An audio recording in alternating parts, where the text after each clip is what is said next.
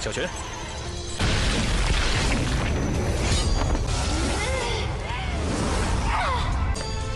落金龙。 Guys, gimana kabarnya? Baik kan? Tentunya dong. Oke, kali ini Mimin mau menceritakan sebuah donghua yang berjudul Immortal of the Godless. Donghua ini menceritakan tentang naga yang disegel di dalam lautan dengan Juiding. Juiding ini memiliki kekuatan yang luar biasa kuat dan dengan mudah untuk menumbangkan tatanan surgawi dan bumi. Seseorang yang dengan sengaja menyegel naga itu pun berkata, naga itu bisa bebas jika dia bisa menghilangkan kebencian dan bisa percaya lagi dengannya. Dia pun meminta maaf kepada naga karena telah membuat naga tersegel dengan Juiding, karena kekuatan Juidingnya begitu besar. Banyak orang dan kelompok iblis yang saat ini mencari keberadaan Juiding untuk kepentingan mereka masing-masing.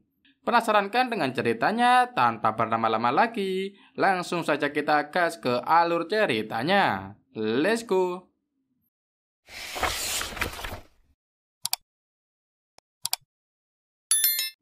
Hanji dan ayahnya sedang berada di hutan untuk berburu dan mereka berjalan sambil bercanda. Ayah Hanji berjalan di depan, sedangkan Hanji berada di belakang ayahnya. Tiba-tiba Hanji yang berjalan akan diterkam oleh beruang madu. Untung saja ayah Hanji menoleh ke belakang dan dengan sigap mendorong tubuh Hanji sehingga sang beruang tidak bisa menjangkau tubuh Hanji. Di saat ayahnya menghindari beruang itu, ayah Hanji terjatuh dan kepalanya terbentur batu.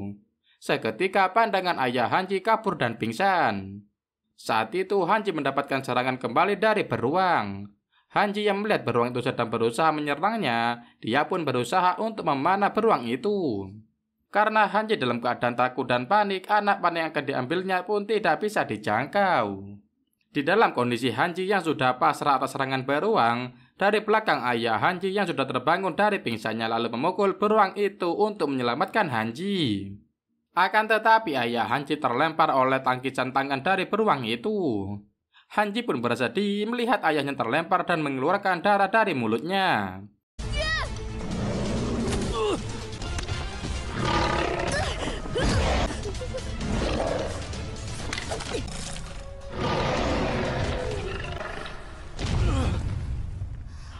Hanji yang berada tepat di depan beruang, dengan gagah berani dia mengambil anak panah lalu menusukkan anak panah itu ke perut beruang sampai dalam. Lalu beruang itu pun tewas seketika di tangan Hanji. Hanji lalu bertanya kepada ayahnya, kenapa di hutan yang dekat dengan pemukiman atau desa ada beruang? Tidak seperti biasanya, jawab ayah Hanji yang kemudian melihat ke arah desa di sana terdapat asap tebal. Lalu ayah Hanji berkata dia akan pergi ke desa untuk melihat ibu Hanji, lalu ayahnya pun pergi meninggalkan Hanji sendirian. Setelah beberapa saat Hanji pun menyusul ayahnya ke desa.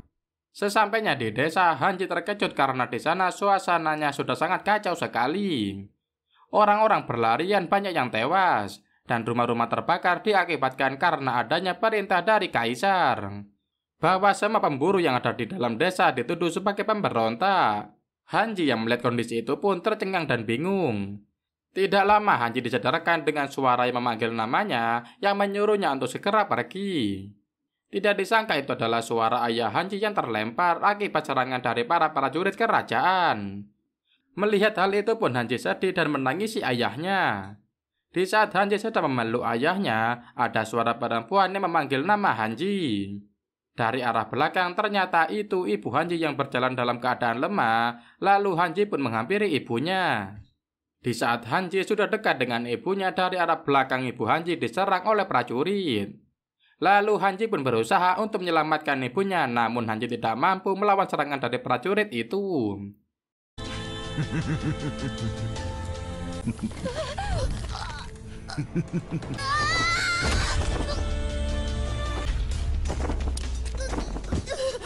Ibu Hanji kemudian dicekik dan dilempar dan seketika itu prajurit yang menyerang ibunya berubah menjadi monster harimau. Di saat monster harimau itu ingin menyerang Hanji, dari kejauhan ada pedang yang datang dan menyerang monster harimau itu.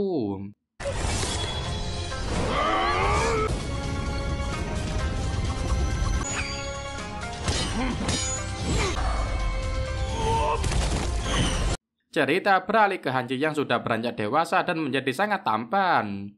Pedang yang waktu dia kecil pernah menyelamatkannya dari serangan monster harimau, saat ini pedang itu bersamanya dan menjadi sahabat Hanji, dan pedang itu diberi nama pedang Xiao Xuan atau Xuan Yi.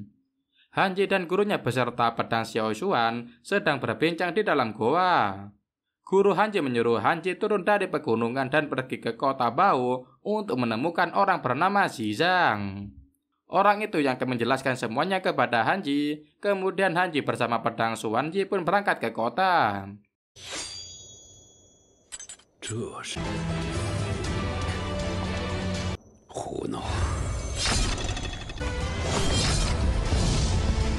Cerita selanjutnya beralih ke seorang gadis yang berjalan di dalam hutan sendirian di malam yang gelap.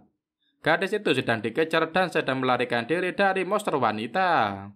Monster wanita itu mengatakan bahwa semua orang yang ada di desanya gadis itu sudah tewas dibunuh oleh monster itu juga karena perintah sang raja. Sang monster masih memburu mencoba menyerang gadis itu. Dan sang gadis itu pun berlari sebisa mungkin untuk menghindari monster. Di saat gadis itu sudah tidak bisa menghindari lagi dari monster wanita itu, dan dia sudah pasrah dengan apa yang akan terjadi dengan dirinya. Beruntunglah Hanji yang sedang melewati hutan tempat gadis itu diserang. Hanji merasakan adanya monster di sana. Dia pun kemudian berhenti sejenak untuk mengamati. Hanji kemudian melihat gadis itu diserang oleh monster wanita. Hanji kemudian menyelamatkan gadis tadi, lalu menyerang monster wanita. Monster itu pun kewalahan menghadapi serangan dari Hanji dan Xiao Xuan. Xiao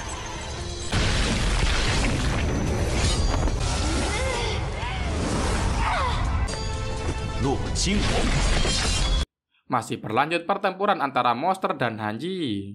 Setelah terlihat kewalahan menghadapi serangan Hanji, monster wanita itu pun berusaha lebih keras lagi untuk menyerang Hanji.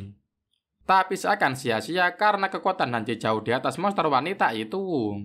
Lalu dengan pedang Xuan Yi, monster itu pun akhirnya tewas dan sang gadis berhasil lepas dari jeratan monster wanita. Namun gadis itu sudah terlanjur tenggelam di sungai. Hanji yang melihat itu segera menyelam ke sungai untuk menyelamatkan gadis itu. Mereka pun akhirnya basah kuyup. Lalu Hanji membuat api unggun untuk menghangatkan badan dari pakaian gadis itu. Sambil mereka menghangatkan badan di dekat api unggun, Hanji pun bertanya kepada gadis itu, kenapa malam-malam begini melewati hutan sendirian dan hendak kemana? Lalu gadis itu menjawab dia akan ke kota Bao, di sana dia tinggal bersama pamannya.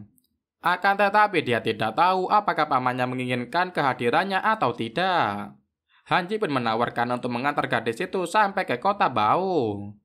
Karena merasa tidak enak, gadis itu pun menolak dengan halus tawaran Hanji. Dengan sedih gadis itu berkata dia selalu membawa keberuntungan buruk pada siapapun yang ada berada di sekitarnya. Lalu gadis itu pun bercerita dulu sewaktu dia kecil seluruh desa dihabisi oleh iblis. Dan hanya menyisakan dia sendiri. Mulai saat itu dia selalu menyalahkan dirinya sendiri dan berpikir jika dia selalu membawa keberuntungan yang buruk bagi orang di sekitarnya. Lalu dia pun menangis.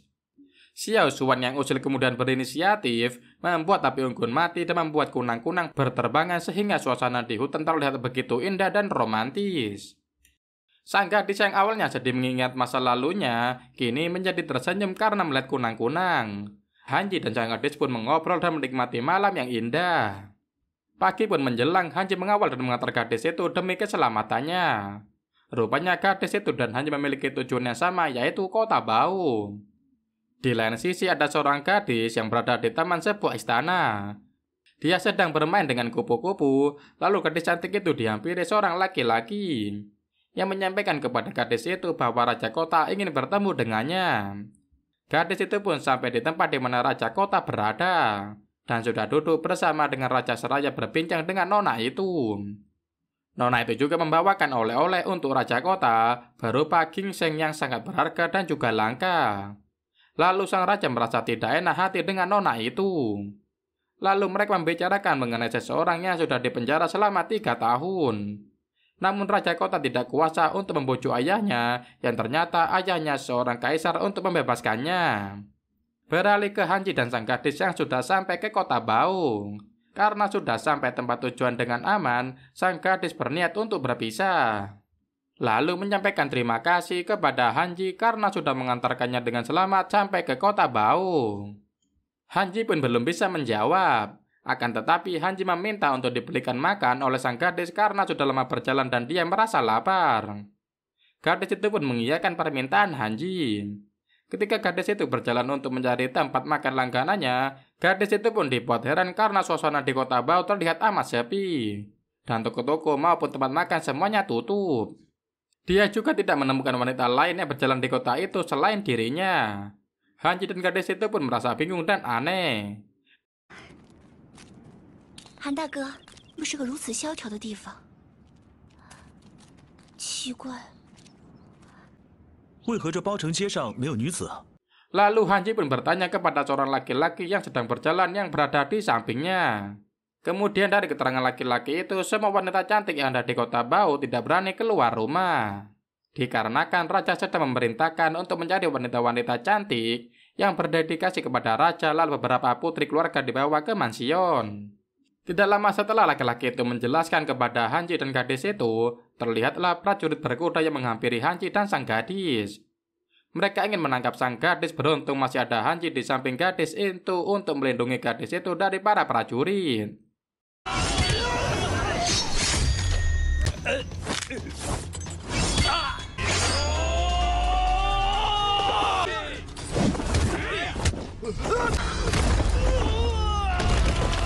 Di suatu tempat berkumpul para peri kecil, siluman, dan juga monster rubah putih. Mereka semua adalah pasukan dari raja. Kemudian mereka menerima perintah atau instruksi dari raja yang berbunyi Senju ingin memulai kembali area 10.000 keabadian. Mendumbangkan kerajaan harus mendapatkan Taiyu Juiding. Sampailah di mana Hanji sudah mengantar gadis itu dengan selamat ke rumah pamannya. Lalu Hanji pamit undur diri untuk kemudian melanjutkan apa yang sudah menjadi urusannya.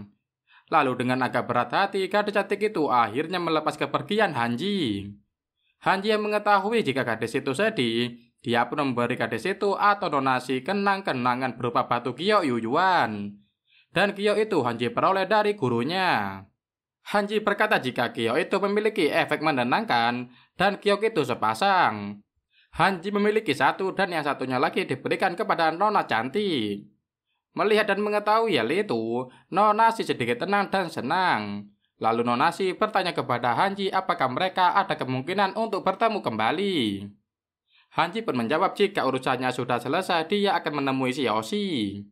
Untuk menikmati makanan dari Xiaoxi, mendengar hal itu Xiaoxi atau Nona pun sangat bahagia. Sampailah Hanji di kediaman Liu Yunxuan, lalu Hanji pun mengetuk pintu gerbang.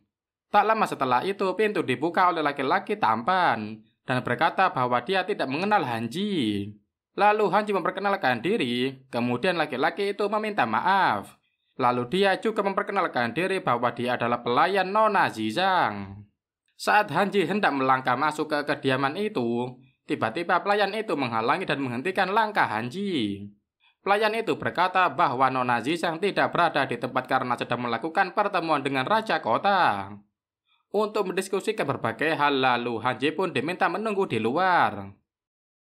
不错，没有别的。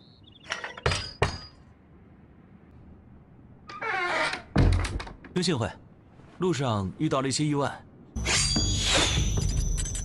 哎， Adegan kemudian berlanjut ke Nona yang ternyata dimasukkan gudang atau disekap oleh pamannya sendiri. Dengan tujuan Nona akan diserahkan ke Paduka Raja sebagai ganti anak gadis pamannya. Nona pun sediakan hal itu lalu dia teringat dan menggenggam Kyo yang diberikan oleh Hanji. Nona Zizang pun telah kembali ke kediamannya, lalu pelayannya yang tampan menghampiri dan memberitahu bahwa Hanji masih menunggu di luar. Apakah Nona Zizang mau bertemu dengan Hanji sekarang? Nona Zi pun mengatakan bahwa dia akan bertemu dan berbicara dengan Hanji besok pagi. Karena Nona Zi menilai Hanji kurang kompeten, karena datang ke kediamannya terlambat 1 jam. Nona Zizang juga mengatakan bahwa dia sudah menghabiskan banyak uang untuk menemukan Jiuding. Akan tetapi tidak ada hasilnya, dan dia kemungkinan berkata tidak ada untungnya mereka tinggal di kota Bau. Orang yang mengkhianati dinasti Song pasti akan menderita dan Nona Zi pun memerintahkan kepada pelayannya untuk berangkat ke Mingyue. Pelayan tadi segera undur diri dari hadapan Nona Zizang. Lalu pelayan tadi keluar memberi makanan untuk Hanji. Akan tetapi Hanji sudah membakar buah dan daging yang terlihat lezat untuk dijadikan makanan sebagai pengganjal perut. 包拯已经不需要再待下去了。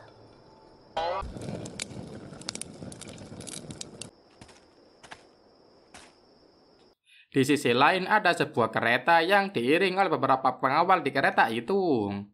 Para pengawal berbincang bahwa dia sedang membawa wanita cantik yang menurut firasat mereka, gadis cantik itu akan menjadi nyonya besar di masa depan. Ternyata di dalam kereta itu terdapat beberapa gadis dan terlihat di sana ada Nonasi juga yang sedang ketakutan. Ia pun terus menggenggam erat giok pemberian kakak Hanji. Para pengawal pun terus berbincang dan mereka juga mengatakan bahwa raja sebelumnya meninggal bukan karena sakit, melainkan ditemukan anak panah dari atas kepalanya. Seraya mereka berbincang, mereka diikuti oleh 3 peri kecil yang merupakan satu kelompok dengan para monster pasukan sang raja. Lalu peri-peri itu pun terbang mendekati para pengawal, lalu menghipnotis para pengawal agar mereka membunuh satu sama lain. Akhirnya kereta pun berhenti dan terguling. Karena para pengawal sudah tersihir, Nonasi yang curiga dan merasakan bahwa mereka berhenti dan terguling. Dia berinisiatif untuk mengintip dari jendela agar bisa mengetahui situasi di luar. Yang ternyata dia melihat para pengawal sudah saling membunuh satu sama lain. Satu pengawal yang disihir pun diperintah untuk membunuh Nonasi. Nonasi yang melihat dia akan dibunuh oleh pengawal lalu berlari dan menyelamatkan diri. Sampai di tepi jurang, Nonasi pun pasrah ketika akan dibunuh oleh pengawal itu. Ketika Nonasi ingin ditebas pakai pedang dan dibunuh, tiba-tiba datanglah si rubah putih menyelamatkan Nonasi dari tebasan pedang pengawal itu. Nonasi yang kaget melihat rubah itu pun terpeleset dan jatuh ke jurang lalu diselamatkan oleh siluman atau monster yang kemudian Nonasi dibawa ke atas lagi dan selamat. Sebenarnya para peri rubah putih maupun siluman berwajah tampan itu satu sekutu. Sehingga para peri kecil pun bertanya kenapa siluman itu menyelamatkan Nonasi.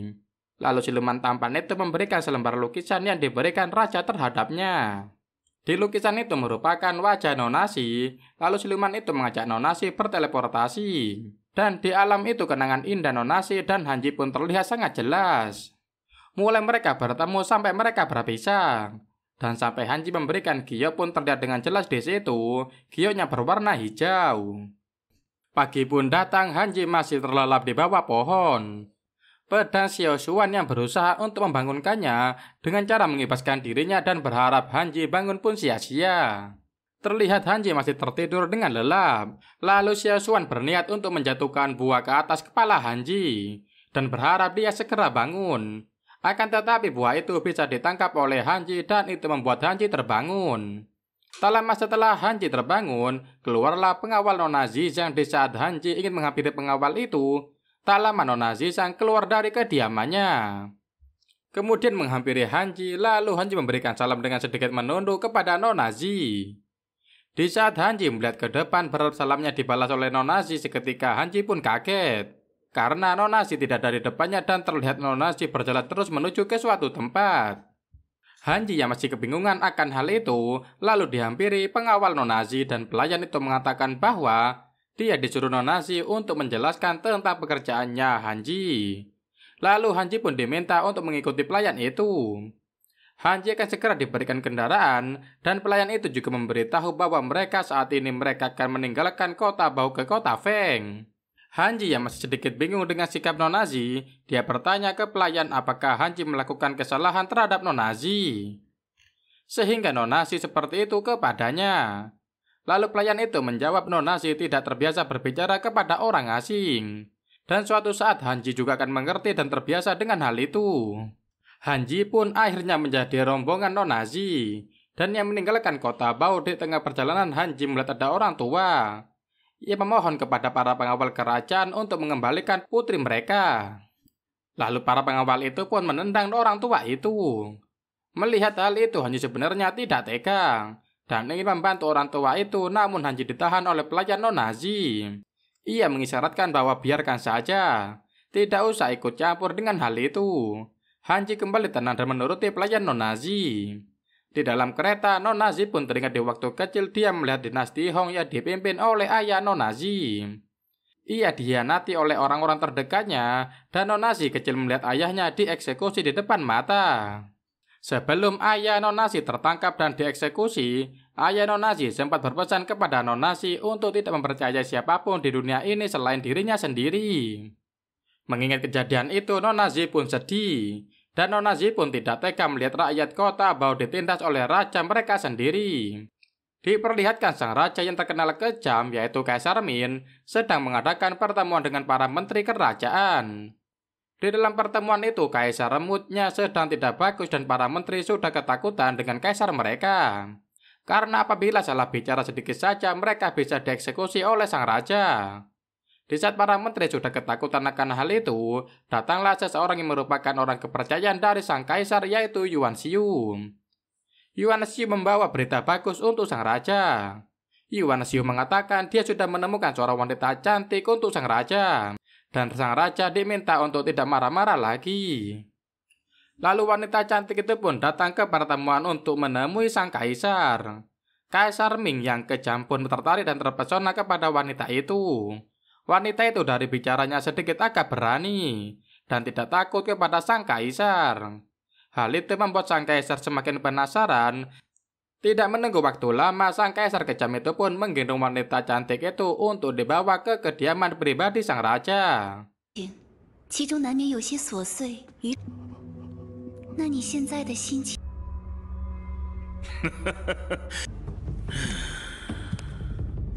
Di malam hari, pengawal kerajaan berkeliling berpatroli untuk menangkap iblis yang telah membunuh dan membuat kekacauan di kota Feng. Ketua pengawal kemudian membagikan jimat kepada anggotanya. Karena ketua penjaga Wei akhir-akhir ini sedang belajar ilmu sihir di pegunungan. Lalu ketua penjaga juga berkata jika malam ini mereka berhasil menangkap iblis yang merasakan itu, mereka akan diajak makan-makan untuk merayakan hal itu. Dan istri dari ketua penjaga sudah mempersiapkan daging babi rebus sebagai kudapan untuk merayakannya. Setelah selesai membagikan jimat itu, tiba-tiba salah satu dari anggota pengawal mereka yang barisan paling belakang tewas tanpa sebab yang pasti. Ketua pengawal Wei dan para anggotanya kemudian mawas diri untuk lebih berhati-hati, akan tetapi iblis itu begitu kuat. Satu persatu anggota dari penjaga itu pun meninggal secara misterius, tanpa diketahui sebabnya dan tanpa mengetahui wujud iblis itu.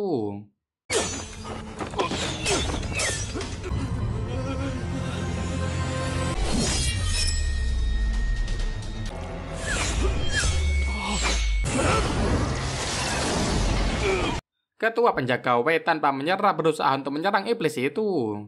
Dan kini iblis itu memperlihatkan wujudnya, yaitu seorang wanita. Ketua penjaga pun tewas di tangan iblis wanita itu.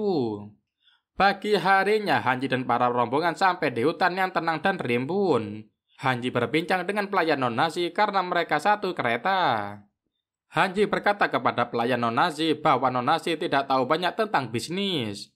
Lalu pelayan Nona Zi berkata agar Hanji memberi contoh untuk hal itu. Hanji kemudian berkata, pertengahan musim dingin sudah berakhir dan kalian memuat kereta penuh bulu. Ini kelihatannya seperti ingin menjual. Lalu Nona Zi berkata apa Hanji tahu dan mengetahui jika kota Feng itu dataran rendah dan dikelilingi oleh air. Musim dingin di sana selalu datang lebih lambat. Nona Zi selalu memikirkan hal detail dari sekecil itu. Dan apapun yang dilakukan Nona Zi pasti sudah diperhitungkan lebih dulu. Sampailah mereka ke kota Feng, mereka heran dan merasa aneh di kota Feng lebih lesu dari yang diperkirakan. Hanji mulai merasakan jika di kota Feng dipenuhi iblis. Lalu Hanji turun dari kereta untuk melihat dan mengamati keadaan sekitar. Ia berpesan kepada pelayan Nona Zi yang bernama kakakku untuk segera memberitahu kepada Nona Zi untuk lebih berhati-hati lagi. Lalu Hanji pun berjalan pergi meninggalkan kakakku yang masih mengendarai kereta. Hanji yang sedang berjalan-jalan tiba-tiba mendapatkan serangan. Lalu dengan cepat dan sigap dia berhasil menghindar dari serangan itu. Untuk serangan yang kedua Hanji berhasil menghindarinya lagi. Akan tetapi serangan itu berhasil mengenai kuda yang dikendarai oleh kakakku. Seketika itu juga kereta kuda kakakku melaju dengan kencang dan tidak bisa dikendalikan. Hanji berusaha untuk mengejar kereta kakakku yang tak terkendali itu. Tiba-tiba di depan jalan ada anak kecil yang sedang menyeberang jalan dan akan ditabrak oleh kuda kakakku. Tapi untungnya Hanji berhasil mengendalikan kuda itu dan anak kecil itu pun selamat.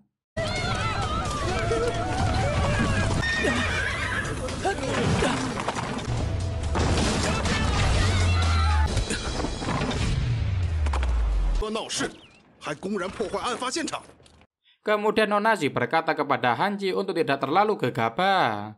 Lalu Nonazi mengeluarkan bubuk dari botol yang diketahui bubuk itu bisa digunakan untuk menghapuskan beberapa sihir hitam. Dan bisa untuk menyembunyikan jejak-jejak. Dan bisa juga mengikuti jejak yang ditinggalkan oleh para monster. Ketua pengawal itu pun kaget jika di kota Feng ada monster. Dan sebab dari kekacauan ini dilakukan oleh para monster dan iblis dan mereka sangat kejam. Hanji kemudian berkata kepada ketua pengawal apakah dia masih tidak ingin memberitahu apa yang sedang terjadi di sini.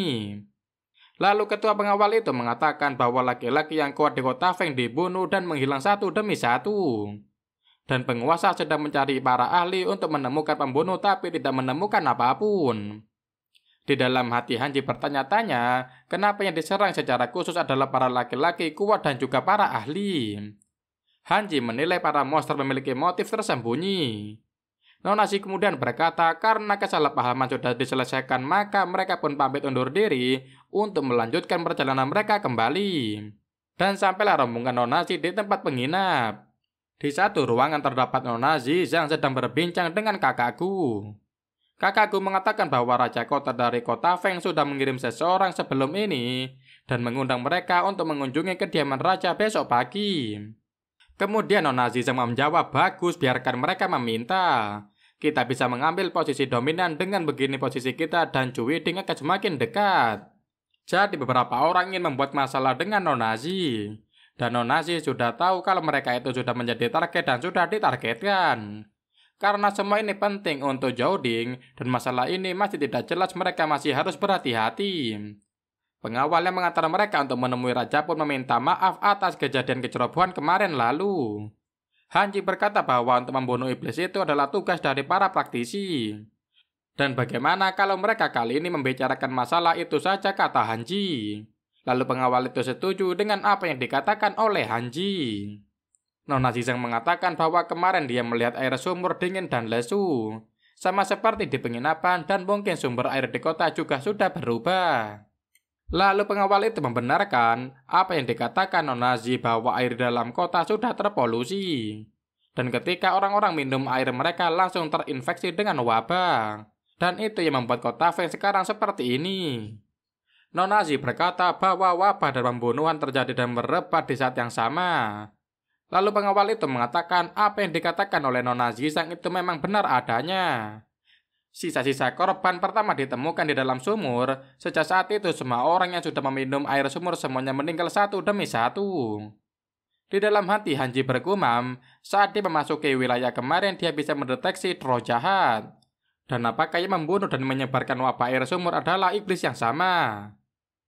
饮水之人都感染上了瘟疫，这紫裳姑娘能够答应城主的邀请。我等是否同一时间爆发？井水被封，城民憔悴。外族日入城之时，能察觉些许妖气。 Sampailah rombongan Nonazi ke hadapan Raja Kota Fei. Mereka pun memperkenalkan diri sang raja menyambut mereka dengan ramah. Kemudian sang raja mengutarakan niatnya meminta bantuan kepada Nonazi untuk menyelesaikan masalah yang ada di kotanya. Nonazi dengan rendah hati mengatakan bahwa dia hanya pedagang kecil biasa. Mungkin dia hanya bisa membantu dengan memberikan obat-obatan yang dibawanya. Nonazi pun lantas bertanya seperti apa gejala yang dimiliki oleh orang yang sakit.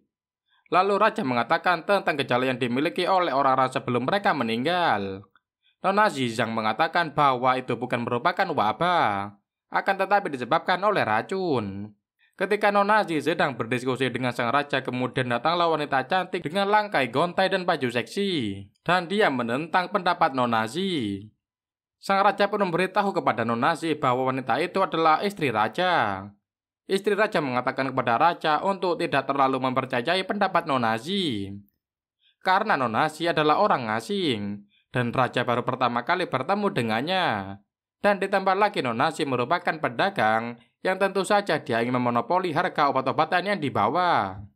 Sehingga dia berpendapat bahwa yang sedang terjadi bukan wabah melainkan racun. Nona Zi sedikit tersinggung mendengar perkataan istri raja. Sehingga Nona Zi berkata jika raja tidak mempercayainya, dia akan segera menghentikan diskusi ini. Raja yang tidak enak kepada Nona Zi pun meminta maaf atas kesalahan istrinya. Dan dengan pandangan curiga, Nona Zi bertanya apakah istri raja ada hubungannya dengan iblis itu. Mendengar perkataan Nona Zi, istri raja marah, lalu memanggil para pengawal untuk menangkap Nona Zi dan rombongan.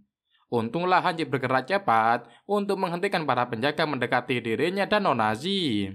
Lalu Han Ji pun marah kepada sang raja. Kenapa sang raja tidak memperlakukan tamunya dengan baik dan malah berlaku kasar seperti itu? 出人意表，只是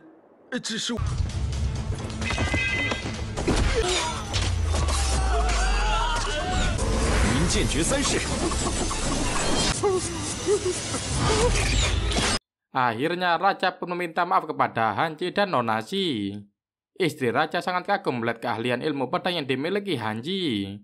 Dan istri raja meminta kepada raja agar Han Ji bisa membantunya untuk menangkap pembunuh di kota Fei dan Han Ji pun setuju. Nona Zi kemudian memberikan saran kepada raja karena air di kota Fei sudah tercemar, alangkah baiknya jika air di pegunungan di samping kota Fei untuk dialirkan ke dalam kota Fei. Nona Zi mengatakan dia akan membantu memikirkan hal itu secara detail. Lalu raja mempersilahkan mereka untuk menginap dan tinggal di istana agar lebih mudah dalam menyusun rencana. Setelah itu mereka pamit dari hadapan sang raja. Lalu Nona Zi pun berkata kepada Nona Zi kenapa Nona Zi seakan tidak mendukung dia untuk menangkap pembunuh itu. Kemudian Nona Zi berbalik bertanya apakah dia bisa melihat apa yang sedang terjadi sekarang. Lalu Nona Zi berlalu begitu saja setelah mengatakan hal itu kepada Han Ji. Han Ji masih sedikit berpikir dan dia kebingungan. Di tengah kebingungannya, kemudian istri dari raja menghampiri Han Ji mengajak Han Ji minum teh.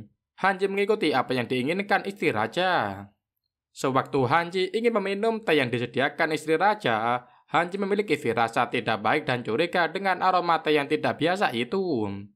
Seakan tahu apa yang difikirkan Han Ji, istri raja kemudian berkilah jika aroma teh itu berasal dari bunga viburnum. Yang seharusnya bunga viburnum tidak tumbuh di lingkungan ini.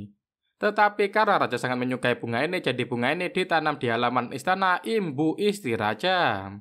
Istri raja yang terpesona dengan ketampanan Han Ji, dia berusaha mencari cara untuk selalu mendekati dan menggoda Han Ji. Setelah acara minum tehnya gagal, istri raja kemudian meminta Han Ji untuk mengajari seni bela diri. Mendengar permintaan itu, Han Ji pun menuruti permintaan istri raja. Akan tetapi, karena istri raja bertujuan hanya untuk dekat dan menggoda Han Ji, jadi apa yang diajarkan Han Ji tidak diperhatikan oleh istri raja. Sebaliknya, istri raja berfokus untuk dekat dan bisa memeluk Han Ji. 只是初学倒也没这么难。 虽不能退敌制胜，却能躲避袭击。不知少侠可否教我2招？滚！ Terlihat Xiaoxi yang berada di kamar yang bosan kepada peraturan-peraturan dan protokol istana. Dan buku itu sudah dibacanya selama semalam karena dia akan ditugaskan ikut dengan raja melakukan perjalanan. Xiaoxi teringat, dulu sebelum dia dibawa ke istana, dia diingatkan oleh siluman tampan, yaitu orang kepercayaan Kaisar Min, untuk tidak menggunakan pesonanya saat di depan Kaisar. Dia diberi tugas untuk melahirkan keturunan dan pewaris untuk Kaisar. Ternyata sebelumnya siluman tampan sudah mengambil semua rasa cinta dan kesedihan dari dalam hati Xiaoxi. Entah siapa sekarang yang ada di tubuh Xiaoxi. Hingga saat ini Xiaoxi bisa memiliki ilmu sihir dan bisa menjadi pribadi yang berbeda dari Xiaoxi sebelumnya saat awal bertemu dengan Han Ji. Di saat dia melamunkan itu semua, dia tersadarkan oleh obrolan 2 ekor burung yang sedang bertengger di pohon dekat jendela kamarnya, dan burung-burung itu sedang membicarakan kecantikannya. Burung satunya terbang karena kaget ternyata Xiaoxi bisa mengerti bahasa mereka. Akan tetapi burung yang satunya lagi masih tetap berada di situ. Sehingga Xiaoxi terbang untuk mengejar burung itu sampai ke hutan. Xiaoxi yang sekarang seperti siluman, dia sangat menguasai ilmu sihir. Dan juga bisa terbang layaknya burung dengan kecepatan tinggi. Akhirnya burung itu pun bisa ditangkap oleh Xiaoxi. Tibalah waktunya Xiaoxi untuk berangkat dengan menaiki kereta kuda yang sangat besar dan mewah. Tetapi dia merasa bosan di perjalanan itu. Tidak disangka burung yang tadi dia tangkap pun dibawa serta untuk menemani Xiaoxi di perjalanan. Sang burung terus berusaha untuk keluar dari sangkarnya, dan setelah sekian lama berusaha, akhirnya burung itu bisa keluar dari sangkarnya. Lalu dengan hati-hati dia mulai terbang bebas meninggalkan Xiaoxi yang berada di kereta. Tersadar dan mengetahui sang burung yang lepas, Xiaoxi berusaha kembali untuk menangkap burung itu. Belum sampai Xiaoxi bergerak, tiba-tiba ada anak panah yang melesat ke arahnya, disusul oleh serangan yang tidak dikenal dengan baju serba hitam dari atas tebing. Lalu orang-orang berbaju hitam itu menyerang pasukan pengawal Xiaoxi, dan kereta pun terhenti karena serangan itu.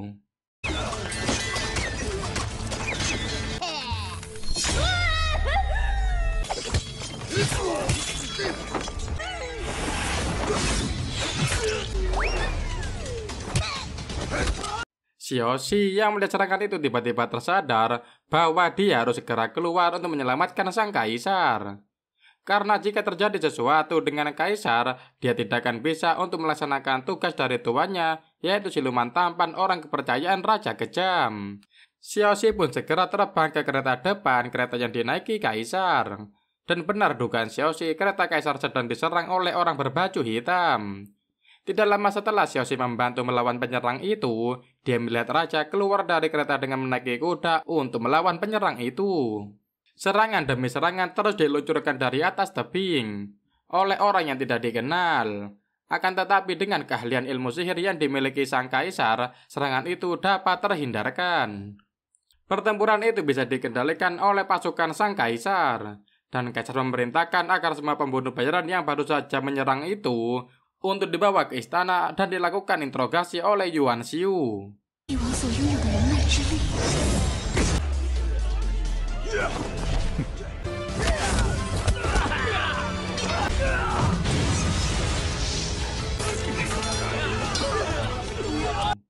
Berganti ke Nona Xi yang sudah tinggal di istana Raja Kota Feng, dan dia tidak menyangka bisa melihat dan diizinkan untuk melihat peta Kota Feng. Dengan adanya peta itu, dia juga bisa mengetahui letak lokasi 9 kuil.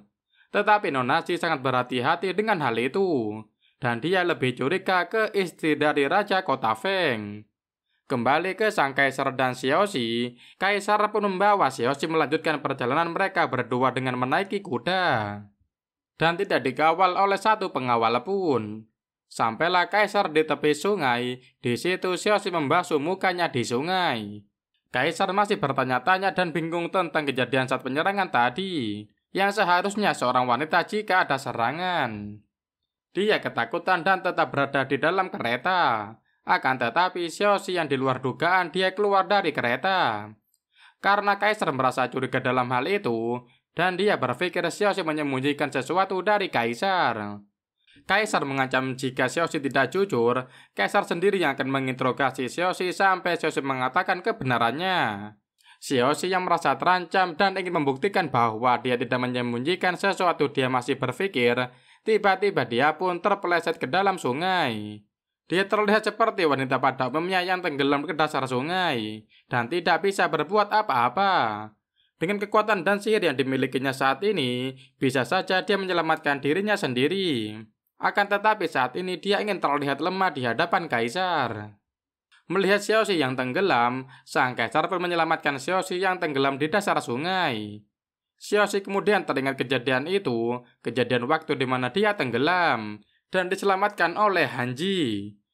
Rasa cinta dan sedih yang sempat hilang seketika hadir kembali, dan di dalam pandangannya saat ini kaisar yang ada di hadapannya adalah Hanji. Lalu Xiaoxi memeluk erat kaisar yang di dalam pandangan Xiaoxi itu adalah Hanji. Kaisar yang melihat dia dipeluk oleh Xiaoxi, lalu Xiaoxi menangis dalam kelukannya. Kaisar tersadar bahwa memang wanita yang ada di depannya merupakan wanita biasa, wanita yang lemah. Keraguan kaisar mengenai Xiaoxi akhirnya sirna. Terlihat Xiaoxi yang berada di kamar yang bosan kepada peraturan-peraturan dan protokol istana.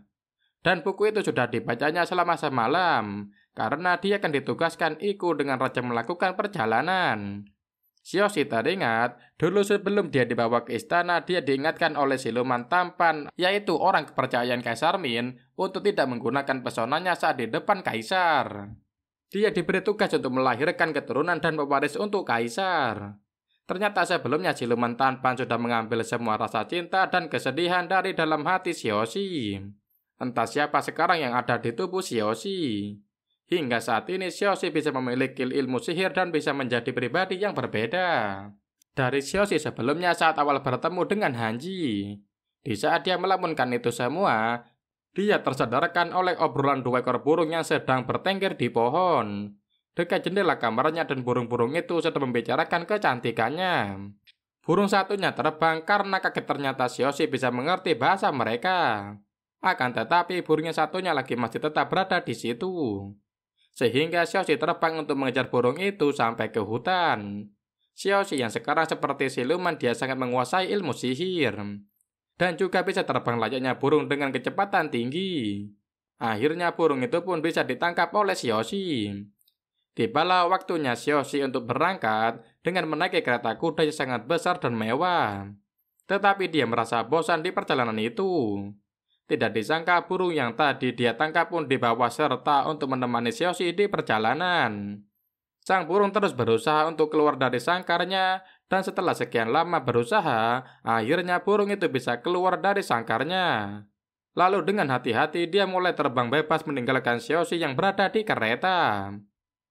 Tersadar dan mengetahui sang burung yang lepas, Xiaoxi berusaha kembali untuk menangkap burung itu. Belum sampai Xiaoxi bergerak, tiba-tiba ada anak panah yang melesat ke arahnya, disusul oleh serangan yang tidak dikenal dengan baju serba hitam dari atas tebing.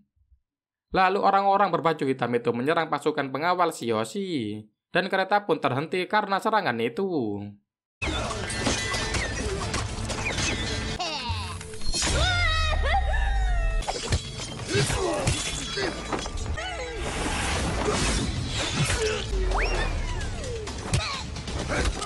Xiaoxi yang melihat serangan itu tiba-tiba tersadar bahwa dia harus segera keluar untuk menyelamatkan sang kaisar.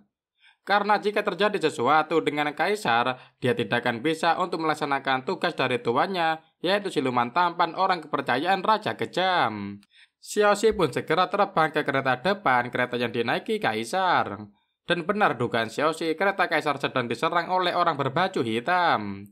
Tidak lama setelah Xiaoxi membantu melawan penyerang itu, dia melihat raja keluar dari kereta dengan menaiki kuda untuk melawan penyerang itu. Serangan demi serangan terus diluncurkan dari atas tebing oleh orang yang tidak dikenal.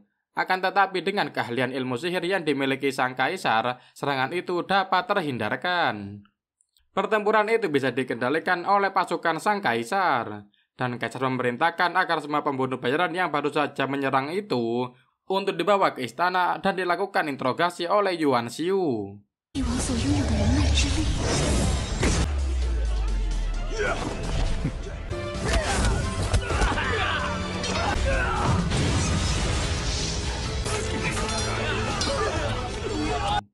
Berganti ke Nona Xi yang sudah tinggal di istana Raja Kota Feng, dan dia tidak menyangka bisa melihat dan diizinkan untuk melihat peta Kota Feng.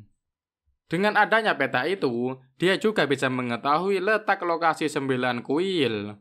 Tetapi Nona Xi sangat berhati-hati dengan hal itu, dan dia lebih curiga ke istri dari Raja Kota Feng. Kembali ke sang kaisar dan Xiaoxi, kaisar pun membawa Xiaoxi melanjutkan perjalanan mereka berdua dengan menaiki kuda. Dan tidak dikawal oleh satu pengawal pun. Sampailah kaisar di tepi sungai, di situ Xiaoxi membasuh mukanya di sungai.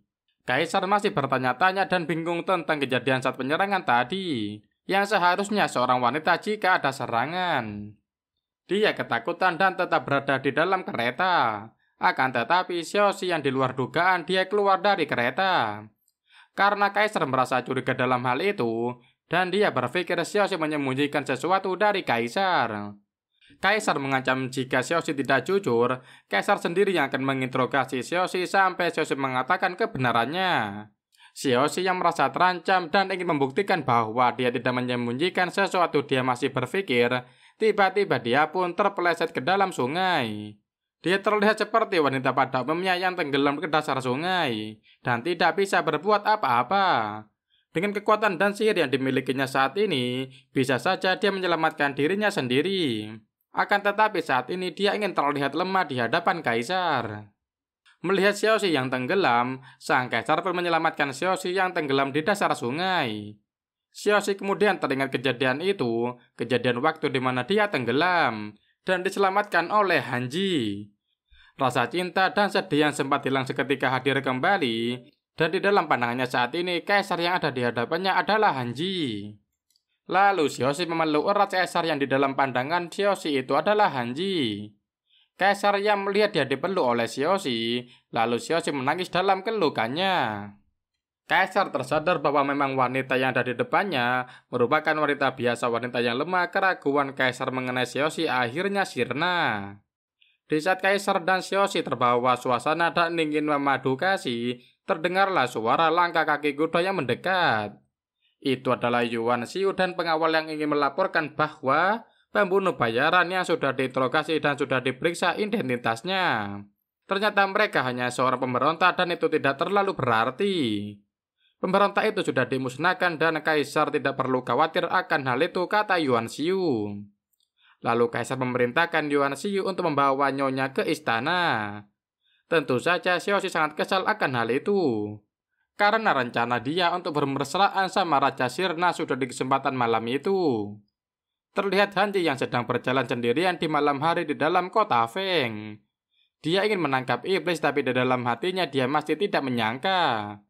Kenapa Nona Zi tidak membantunya dalam menangkap iblis itu? Apakah Nona Zi bisa setega itu?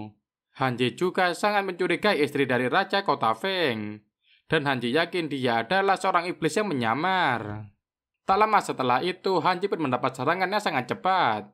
Sampai tidak terlihat siapa yang menyerangnya. Hanji segera membalas serangan itu dan mengejarnya. Lalu terjadilah pertempuran yang sengit karena mereka berdua sama-sama berilmu tinggi.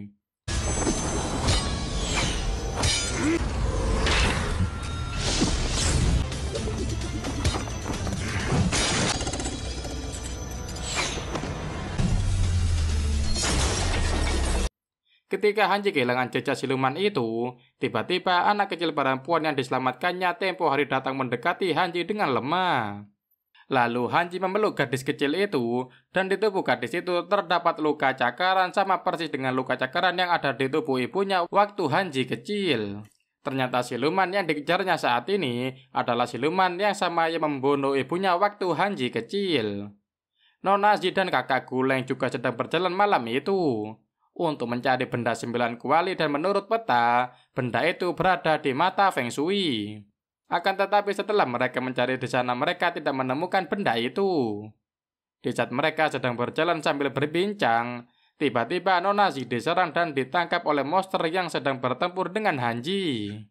Nona Zizang pun dijadikan sandera dan tawanan oleh monster itu. Monster itu berkata kepada Hanji, jika dia ingin menyelamatkan Nona Zizang, dia harus membuat kesepakatan dan menuruti perkataan monster itu. Monster pun berkata dia ingin Hanji melepaskan semua kekuatan yang dimilikinya. Karena Hanji trauma dengan masa kecilnya yang ibunya dibunuh oleh monster itu. Dia tidak ingin hal itu terjadi kepada Nona Zi. Jadi dengan terpaksa Hanji pun menyetujui hal itu. Nona Zi yang melihat ketulusan Hanji pun mencegah agar Hanji tidak melakukan hal itu. Setelah Hanji menyetujui hal itu dan ingin melepas semua kekuatannya, Nona Zi tiba-tiba bisa menyatukan kekuatannya. Dan dia mengeluarkan senjata yang dimilikinya, yaitu mutiara 7 lubang. Dan seketika itu senjata milik Nona Zi menyerang iblis itu. Dan Nona Zizang pun terlepas dari tangan iblis itu. Hanji dengan sigap dan cepat untuk menangkap tubuh Nona Zi dan juga menangkap 7 mutiara milik Nona Zi. Nona Zi pun pingsan dan itu membuat kakak Guleng sedih. Lalu Hanji mengatakan Nona Zi tidak apa-apa, jadi ketuaku jangan bersedih. Lalu dengan kekuatannya Hanji pun membangunkan Nona Zi dari pingsannya. Nona Zi yang sudah tersadar dan melihat senjatanya dipegang oleh Hanji pun langsung mengambil senjata miliknya itu. Lalu segera pergi dengan kakak Guleng dengan meninggalkan Hanji sendirian. Istri raja yang sedang duduk sendirian di taman tiba-tiba teringat kejadian tadi siang waktu dia bersama Hanji. Dia berpikir Hanji dengan sengaja untuk menghindarinya. Di tengah lamunannya tiba-tiba dia diserang, dan dengan kekuatan yang dimilikinya, istri raja pun bisa terhindar dari serangan itu. Kemudian bertanya siapa yang berani menyerangnya. Ternyata yang menyerang dia adalah siluman yang tadi habis bertarung dengan Hanji. Istri raja kota Feng pun bertarung dengan siluman harimau. Dan ternyata mereka sudah saling mengenal, dan ternyata itu adalah cara mereka untuk saling menyapa satu sama lain. 你打招呼的方式还是这。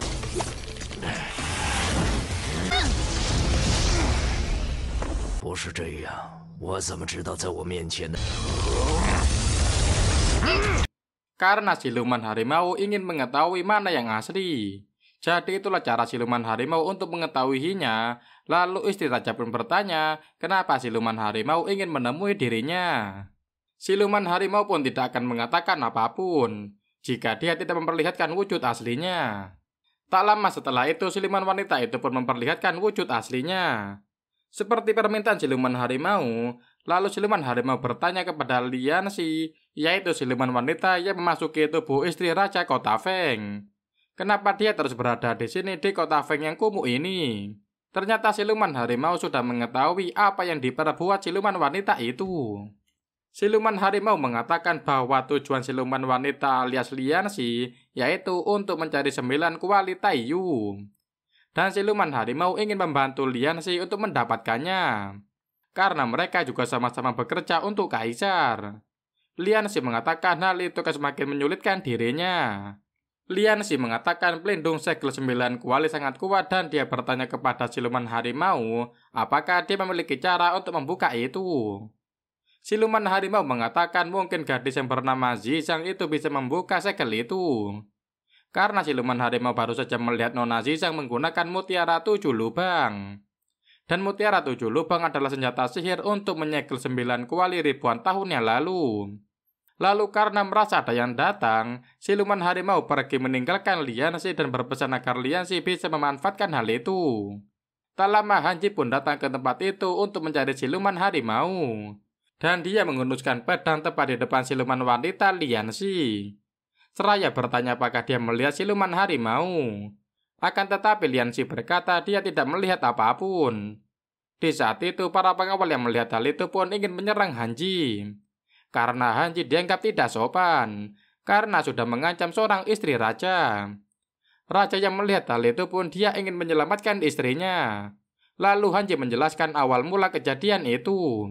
Datanglah Nona Zi dan kakakku di situ. Nonaku mengatakan jika Hanji ingin membunuh iblis dan kenapa dia menjebak orang yang tidak bersalah. Lalu Hanji bertanya apakah Nona Zi bisa membuktikan jika istri raja itu tidak bersalah. Nona Zi kemudian mengeluarkan bubuk yang bisa mendeteksi keberadaan iblis dan juga mengeluarkan senjata mutiara 7 lubang.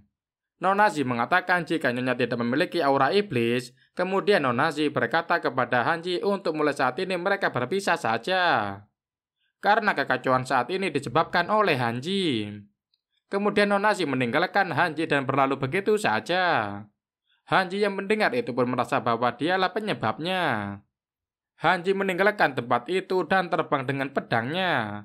Melihat hal itu, Nyonya pun tersenyum. Karena Hanji sekarang sudah berpisah dengan Nona Zi. Dengan begitu sangat mempermudah baginya untuk segera mengambil senjata mutiara 7 lubang dari tangan Nona Zi. Pagi harinya Hanji diminta untuk bertemu dengan Raja Kota Feng. Dan dia mengatakan yang sebenarnya. Dia merasa malu karena tadi malam dia telah menuduh Nyonya dan Raja. Sang Raja mengatakan bahwa dia ingin mengetahui lebih dalam mengenai aroma bunga viburnum. Dan Raja juga mengatakan dia sudah mengetahui akan apa yang terjadi tadi malam. Waktu Hanji melawan siluman harimau dan di tempat kejadian malam itu tertinggal bulu milik siluman itu. Sang Raja semakin ketakutan karena dia juga menemukan bulu itu di kediamannya. Dengan kata lain, selama ini di kediamannya terdapat siluman atau iblis. Akan tetapi iblis itu telah menyamar sehingga Raja tidak tahu harus curiga kepada siapa. Sang Raja meminta Hanji untuk mengetahui siapa sebenarnya siluman yang ada di kediamannya. Hanji pun memiliki rencana, dan rencana itu hanya diberitahukan dan dibisikkan kepada Sang Raja. Malam harinya ketika Sang Raja sedang meminum teh di kediamannya, Dia merasa ketakutan karena istrinya datang tidak seperti biasanya. Sang raja begitu ketakutan, lalu sang raja mengatakan kepada istrinya bahwa tadi siang Hanji datang berkunjung dan menemui raja. Hanji pun mengatakan bahwa istri raja itu adalah iblis atau siluman. Mendengar hal itu, istri raja tidak marah seperti biasanya. Akan tetapi langsung membenarkan dan mengakui bahwa benar dia adalah seorang iblis atau siluman. Iblis itu mengakui karena dia sudah tidak memerlukan raja lagi. Karena dia sudah mengetahui cara untuk membuka segel, siluman itu ingin membunuh sang raja. Lalu raja berteriak minta tolong kepada Hanji yang sudah berjaga di depan. Hanji pun masuk ke kediaman untuk menolong raja. 也没什么用。小心！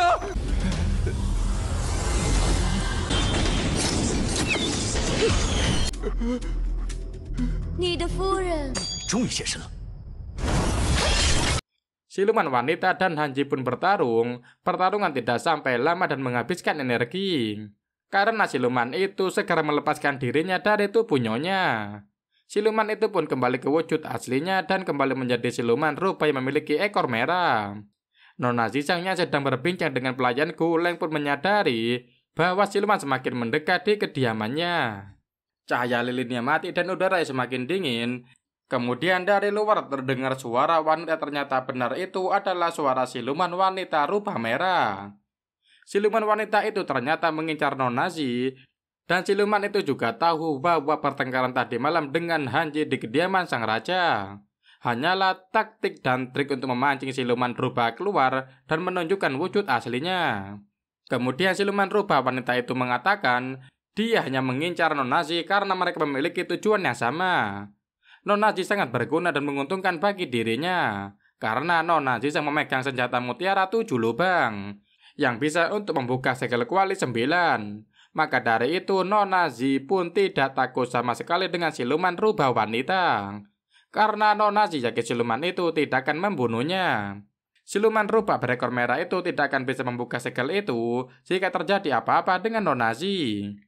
Hanji sampai di kediaman Nona Zizang dan sedikit terlambat karena keadaan sudah porak-poranda.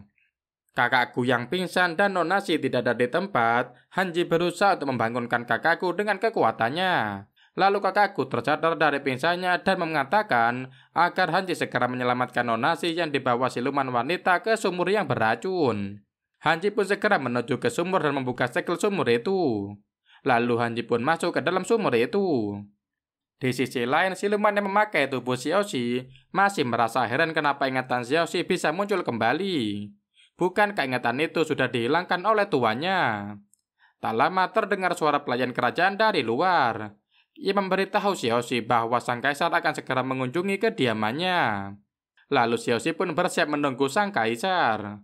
Setelah sekian lama menunggu sampai hampir bosan, akhirnya kaisar datang juga dan Xiaoxi menyambut kaisar dengan gembira. Xiaoxi menyambut dan memberikan salam hormat kepada sang kaisar. Lalu sang kaisar menanyakan siapa nama gadis cantik yang ada di depannya. Kemudian Xiaoxi menjawab agar kaisar memanggilnya dengan nama Xi seperti panggilan orang tuanya. Kaisar membawa kecapi yang diberi nama Rao Liang. Kaisar berkata Rao Liang suaranya sangat menggema, sangat keras dan lama. Karena kaisar malam ini sangat kesepian, kaisar pun meminta Xiaoxi untuk memainkan satu lagu dengan kecapi itu. Akan tetapi terjadi kekacauan, suara kecapi yang dimainkan Xiaoxi itu begitu bising, sampai hampir ingin membunuh seluruh isi istana. 音色宛如天籁，绕梁3日。人杰，要命啊！ 小四虽然 Xiaoxi mengaku di hadapan kaisar bahwa dia tidak bisa bermain kecapi. Dan dia menawarkan kepada sang kaisar jika dia bisa menari dan dia ingin menari di hadapan sang kaisar dan kaisar pun mengizinkan. Setelah menari dengan gemulai, kaisar pun terbawa suasana dan terpesona akan kecantikan dan kemolekan tubuh Xiaoxi. Akhirnya tugas Xiaoxi yang diberikan oleh tuannya untuk membuat pewaris dengan sang kaisar pun sudah berhasil dan sudah terjadi di malam itu. Di lain sisi sampailah Hanji di dasar sumur, yang di dalamnya ternyata terdapat gua. Hanji pun menelusuri gua itu dan berjalan dengan penerangan pedang yang dibawanya. Lalu dia menemukan jejak bau darah. bercampur aroma viburnum di mana-mana sepanjang jalan itu. Ternyata di dalam gua itu terdapat begitu banyak siluman yang siap menyambut dan menyerang Hanji. Siluman itu bisa segera dikalahkan oleh Hanji. Kemudian Hanji menemukan botol serbuk milik Nonazi. Apakah Nonazi sengaja meninggalkan itu sebagai jejak?